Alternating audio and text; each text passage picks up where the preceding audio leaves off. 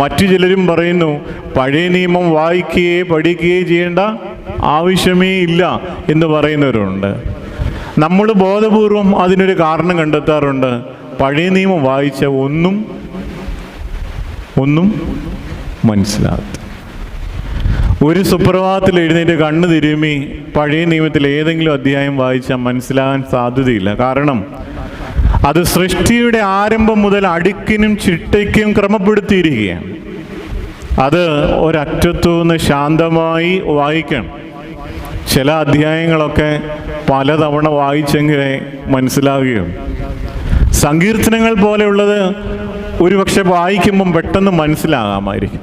എന്നാലും കർത്താവ് തൻ്റെ ജീവിതത്തോട് ഈ പഴയ നിയമ അനുഭവങ്ങളെ, പ്രവാചകന്മാരുടെ പുസ്തകങ്ങളെ, മോശയുടെ പഠിപ്പിക്കലുകളെ, സങ്കീർത്തനങ്ങളെ ആഴത്തിൽ